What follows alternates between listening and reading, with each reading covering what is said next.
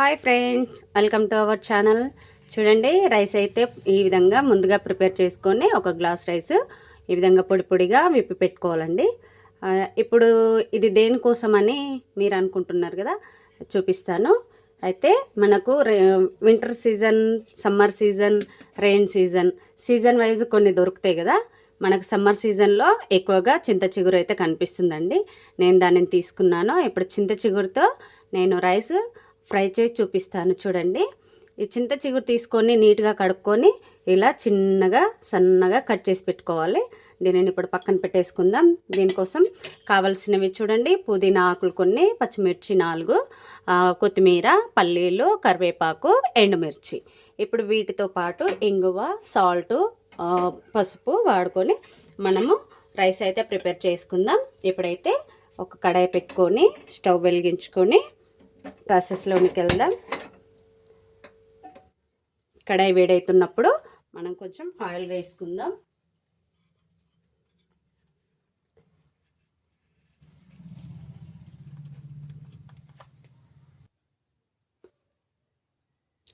రెండు స్పూన్ల ఆయిల్ వేసుకుందాం.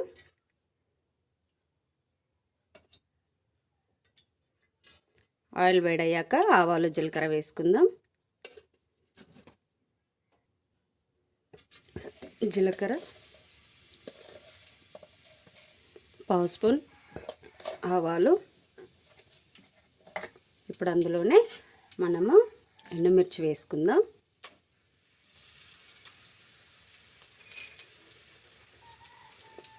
ఎండుమిర్చి వేసిన తర్వాత పల్లీలు వేసుకుందాం.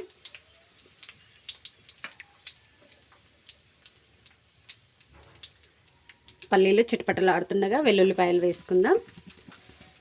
అందులోనే పచ్చిమిర్చి వేసుకుందాం.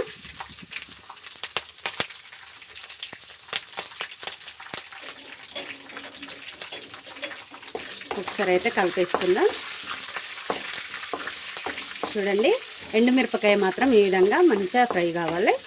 పల్లీలు కూడా మనకు చిటపటలాడుతూ పగులుతున్నాయి కదా, ఆ విధంగా మారేంత వరకు ఫ్రై చేసుకోవాలి. ఇప్పుడు ఇందులోనే మనము పుదీనా ఆకులు, కరివేపాకు వేసి కలుపుకోవాలి. కరివేపాకు పొడి పొడిగా ఫ్రై అయ్యే వరకు.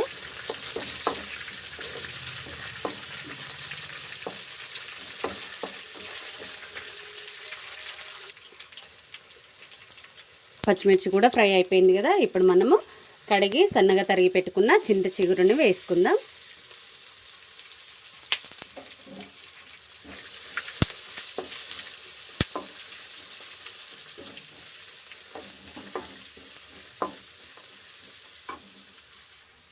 ఇప్పుడు ఇందులో కొంచెం అల్లం వెల్లుల్లి పేస్ట్,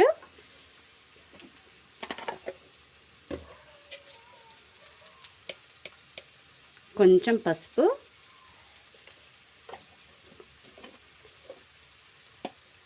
కొంచెం ఉప్పు, కొంచెం గరం మసాలా పౌడర్ వేసి నీట్గా కలిపేసుకోవాలి. అల్లం వెల్లుల్లి పచ్చివాసన పోయేంత వరకు ఇందులో కలిపేసుకొని తర్వాత మనము రైస్ యాడ్ చేసుకుందాం. సాల్ట్ అయితే రుచికి సరిపడా వేసుకోండి.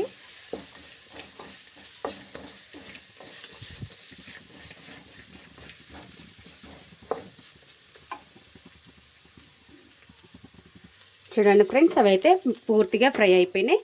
ఇప్పుడు రైస్ వేసి కలుపుకుందాం.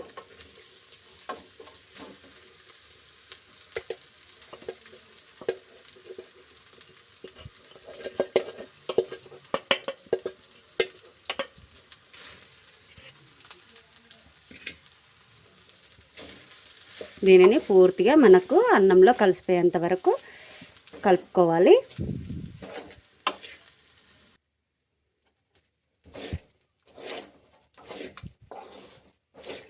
చూడండి, ఈ విధంగా పూర్తిగా అన్నంలో కలిసిపోయే విధంగా కలుపుకోవాలి.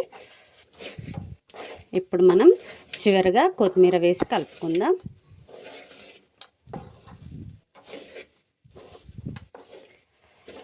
చూడండి ఫ్రెండ్స్, పూర్తిగా కలిసిపోయింది కదా. ఒక్క 2 నిమిషాలు అన్నం కొంచెం వేడవ్వాలి. ఎందుకంటే ముందుగా మనం సిద్ధపరచుకున్న వెంటనే చేస్తే అన్నం పొడి పొడిగా రాదు, మెత్తగా అయిపోతుంది. అందుకని నేను కొంచెం చల్లారిన తర్వాత చేస్తున్నాను. మీరు కూడా అన్నం చల్లారిపోయిన తర్వాత చేసుకుంటే ఈ విధంగా పొడి పొడిగా వస్తుందండి. ఇప్పుడు చివరిగా కొత్తిమీర వేసుకుందాం. ఒక 2 మినిట్స్ మనము దానిని వేడవనివ్వాలి. ఇప్పుడు క్యాప్తో కవర్ చేసేసి 2 మినిట్స్ ఉంచుకొని తీసి కలుపుకుందాం. 2 మినిట్స్ తర్వాత క్యాప్ తీసి చూద్దాం. చూడండి, వేడివేడిగా మనకైతే తెలుస్తుంది కదా. ఒకసారి పూర్తిగా మళ్ళీ ఒకసారి కలిపేసుకోవాలి.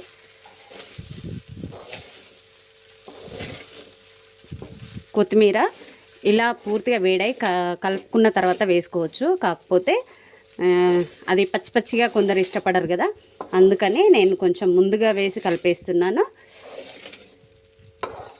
చూడండి ఫ్రెండ్స్, ఫైనల్ అయిపోయింది. ఇప్పుడు మనము సర్వింగ్ ప్లేట్లోకి తీసుకొని సర్వ్ చేసుకుంటే సరిపోతుంది. వేడివేడిగా తినేసేయచ్చు. మరి ఈ ప్రాసెస్ మీకు నచ్చినట్లయితే మీరు కూడా ట్రై చేయండి. మీకు ఎలా వచ్చిందో నాకు తెలియజేయండి. మీరు నా వీడియోని ఫస్ట్ టైం చూస్తున్నట్లయితే లైక్ చేసి, షేర్ చేసి, సబ్స్క్రైబ్ చేయండి. నూతనంగా వంటలు రాని వారికైతే చిన్న చిన్న వాటితో, అంటే ఇంట్లో ఉన్న వాటితోనే, ఎక్కువ హెవీ ఐటమ్స్ ఏవి కాకుండా ఇంట్లో ఉన్న వాటితోటే టేస్టీగా చేసుకోవడం ఎలాగో చూపిస్తున్నాను. కాబట్టి మీరు ఒకసారి ట్రై చేసి మీకు ఎలా వచ్చిందో నాకు కామెంట్ రూపంలో తెలియజేయండి. ఇప్పుడైతే స్టవ్ కట్టేసుకుందాం.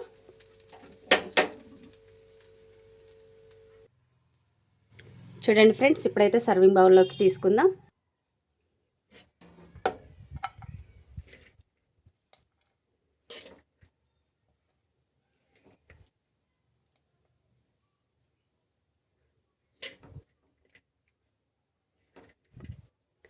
Okay friends,